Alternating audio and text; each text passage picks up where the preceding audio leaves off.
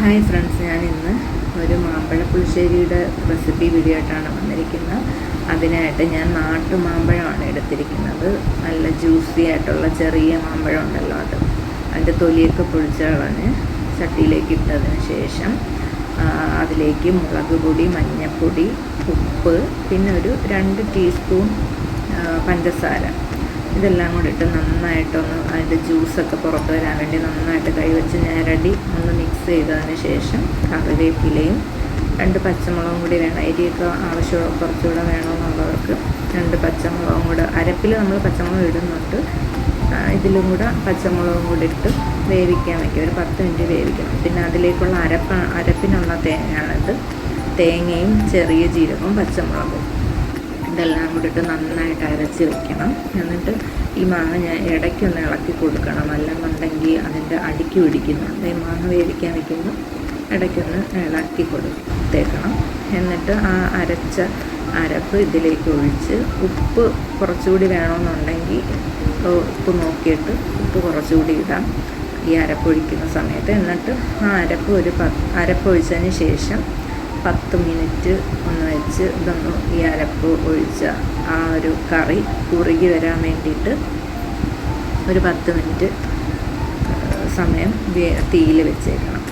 എന്നിട്ട് ആ അരപ്പൊന്ന് കുറുകി വന്ന് കഴിയുമ്പോഴത്തേക്ക് നമ്മൾ തീ ഓഫ് ചെയ്ത് ഒന്ന് കുറച്ച് നേരം ആറാൻ വെക്കണം. ഒരു പകുതി ചൂടെങ്കിലും മാറിയതിന് ശേഷമേ തൈര് ഒഴിക്കാവുള്ളൂ ഇതിനകത്തോട്ട്.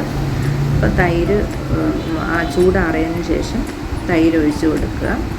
തൈര് ഞാൻ കുറച്ചധികം മാമ്പഴം എടുത്തിട്ടുള്ളത് കൊണ്ട് തന്നെ ഞാൻ തൈര് ഒരു വാങ്ങിച്ച ബോട്ടിലിൽ 3/4 ഭാഗത്തോളം ഒഴിച്ചിട്ടുണ്ട്. എന്നിട്ട് തൈര് ഒഴിച്ചതിന് ശേഷം നന്നായിട്ട് മിക്സ് ചെയ്ത് കൊടുക്കണം. കാരണം ആ തൈരിൻ്റെ കട്ടയൊക്കെ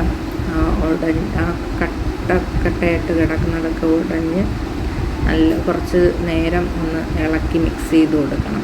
അപ്പോഴത്തേക്ക് ആ കട്ട പോലെ കിടക്കുന്നതൊക്കെ ഉടഞ്ഞ് കറിയിലോട്ടങ്ങ് യോജിക്കും. എന്നിട്ട് അതിലേക്ക് പിന്നെ നമ്മൾ കടുക് വറുത്തൊഴിക്കണം. അതിനായിട്ട് കടുക് വറുക്കാനായിട്ട് ഒരു ചട്ടി അടുപ്പിൽ വെച്ച് എണ്ണ ഒഴിച്ചു, കടുകിട്ടു.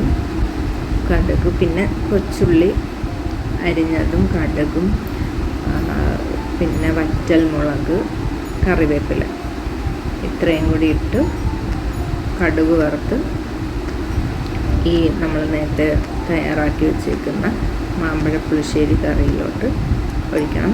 പിന്നെ കടുക് വറുക്കുമ്പം കുറച്ച് ഉലുവാപ്പൊടിയും കൂടി ഇട്ട് കൊടുത്തു കഴിഞ്ഞാൽ നല്ല ടേസ്റ്റായിരിക്കും.